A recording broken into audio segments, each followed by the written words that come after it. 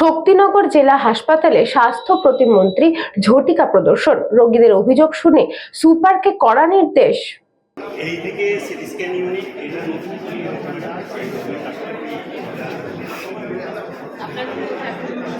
আমি আমার অ্যাকচুয়ালি এখানে একটা আর মেইন অফিসটা ক্যাম্পাস।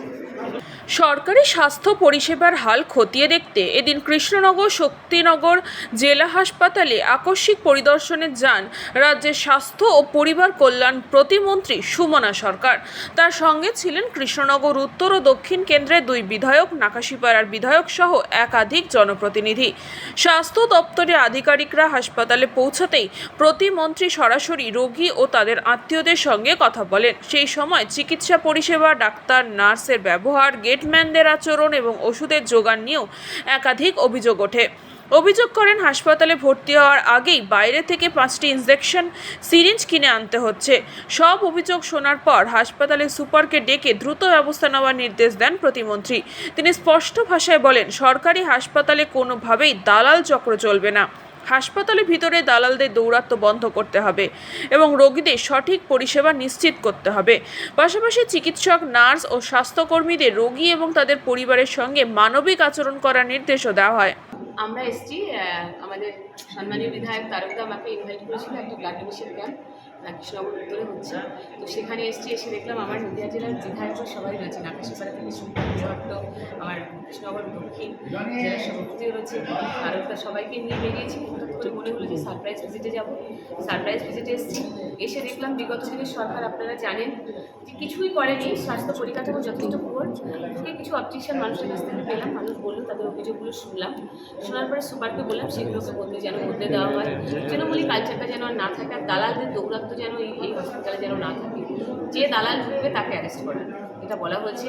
এবং হসপিটালটাকে যেন পরিষ্কার পরিচ্ছন্ন থাকে এবং ডাক্তার যেন রাত্রিবেলাতে এসে কোনো ডাক্তার নেই, এটা যেন না হয়। প্রত্যেকটা ডাক্তার যেন থাকে। সুপার সাহেবও আছে, সুপার সাহেবও আছেন এখানে। তো সবাইকে নিয়ে বলা হয়েছে এবং ওনাকে বলা হয়েছে এমএলএদেরকে নিয়ে উনি যেন কাজ করেন, হসপিটালে কোথায় কী সমস্যা হচ্ছে না হচ্ছে সেগুলোকে দেখে নেওয়ার জন্য, এবং সিসিটিভি পুরো মনিটরিং করবে পুরো হসপিটাল জুড়ে। রাত্রিবেলাতে পরিবারের লোকজনেরা থাকছে যাতে কোনো রকম কোনো সমস্যা না হয় সেদিকে ওনাকে বলা হয়েছে। হসপিটালের বাইরে যাতে একদম পরিষ্কার পরিচ্ছন্ন থাকে সেগুলো বলা হয়েছে, এবং খাবার দাবারের গুণগত মান সেটা নিয়ে বলা হয়েছে, এগুলো বলা হয়েছে। আর ইনফ্রাস্ট্রাকচার সেটা তো আছেই, আপনারা জানেন বিগত সরকার করেনি, আমরা বর্তমান 2 মাস এসেছি ক্ষমতায়, নিশ্চয়ই আগামী দিন আরও কিছু করবো। আমাদের ডিপার্টমেন্ট থেকে একটা সিদ্ধান্ত নেওয়া হচ্ছে সম্মানীয় মুখ্যমন্ত্রী তার নির্দেশে, যে রোগীর পরিবার, এখন আমরা শুরু করিনি, তো শুরু করবো, যে নার্স কোন নার্স তাকে দেখছে, কোন ডক্টর তাকে দেখছে, এবং পরিবারের লোক কে আছে, পেশেন্ট কে আছে, তাদের এক কালারে একটা করে ব্যান্ড থাকবে হাতে, তাহলে মার্কিং করতে সুবিধা হবে যে কোন পেশেন্টের কে বাড়ির লোক আছে। এই যে দালাল দৌরাত্ম্য, এই রাজটাকে আমরা বন্ধ করতে চাই। তৃণমূলী কালচার আমরা শেষ করতে চাই। তৃণমূলী কালচার কোনো চলবে না, এতদিন যা করেছে আর চলবে না, ফার্দার আর চলবে না। সেটা সুপার সাহেবকে কাজ করার ক্ষেত্রে কঠিন বলে কোনো কিছুই মনে হয় না, যদি সেটাকে সবাই মিলেমিশে করা যায়। আমরা সবাই মিলেমিশে দেখছেন এখানকার সব এমএলএ ভীষণ অ্যাক্টিভ, এবং বিধানসভায় দেখবেন আপনারা আমাদের প্রত্যেকটা এমএলএ কি সুন্দর দাঁড়িয়ে তার এলাকার প্রত্যেকটা সমস্যা বলে। আবার এটাতে আমাদের কঠিন মানে বলে তো মনে হয় না, সবাই মিলে কাজ করছে, ভীষণ অ্যাক্টিভ সব এমএলএরা, সব দাদারা। দেখুন আমি আপনাকে বলি, সরকারি হসপিটালে 2 মাস আমরা ক্ষমতায় এসেছি, আপনাদের এটা বুঝতে হবে। এখন দেখুন বিগত দিনে মানুষ কি করেছে, তারা কি সিরিঞ্জ কিনেছে, কি করেছে এখনো পর্যন্ত 2 মাস আমরা ক্ষমতায় এসেছি, আমাদেরকে একটু করতে দিন কাজ। নিশ্চয়ই আমরা আগামী দিন চেষ্টা করবো সিরিঞ্জই কেন, সরকারিভাবে যা যা পরিষেবা মানুষকে দেওয়া দরকার, ওষুধ থেকে যা কিছু দরকার আমরা নিশ্চয়ই দেবো। আমার সঙ্গে কথা হলো সুপার সাহেব বললেন তো যে মেডিসিন অ্যাভেলেবেল আছে, কোনো মানুষকে সেভাবে কিনতে হচ্ছে না তো বাইরে থেকে। দেখুন ন্যায্য মূল্য, মানুষের সরকার, আমরা ন্যায্য মূল্যে ওষুধের দোকানে বিশ্বাসী নই। আমরা আয়ুষ্মান মন্দির যেটা আছে, আয়ুষ্মান আরোগ্য নিকেতন যেটা আছে সেটাতে আমরা বিশ্বাসী। তো সেখানে দেখবেন আপনারা আগামী দিন সেখান থেকে সবাই। দেখুন আমি বারবার বলছি যে অভিযোগ উঠছে, বিগত দিনে প্রচুর চৌঠা মেয়ের আগে প্রচুর চৌঠা মেয়ে অবধি আপনারা প্রচুর অভিযোগ পেয়েছেন। আশা রাখবো যে আগামী দিনে আপনাদের এই অভিযোগের বার্তাগুলো অনেক কমে যাবে, মানুষের এই অভিযোগের জায়গাটা থাকবে না। আমরা চেষ্টা করছি সেটাকে রিসার্ভ করবো। আমরা হসপিটালে আমরা ভিজিট করব খাবারগুলো নিয়ে, যে খাবারগুলো গুণগত মান কী আছে, প্রয়োজনে আমরা নিজেরা খেয়ে দেখবো যে রুগীর বাড়ির খাবারটা রুগীকে কেমন খাবার দিচ্ছে। দেখুন ডাক্তারদের নিয়ে একটা কথাই বলা হয়েছে, সিস্টারদের নিয়ে ডাক্তারদের নিয়ে বলা হচ্ছে, তারা যেন একটু ভালো ব্যবহার করে, মানুষ রুগীর বাড়ির লোক আশা করে একটু ভালো ব্যবহার, সেই ব্যবহারটা আমরা বলে গেলাম। সুপার সাহেবকে বলেছি যে আপনার ডাক্তাররা যারা আছে তাদেরকে বলে দেবেন যে তারা যেন সবার সঙ্গে একটু ভালো ব্যবহার করে।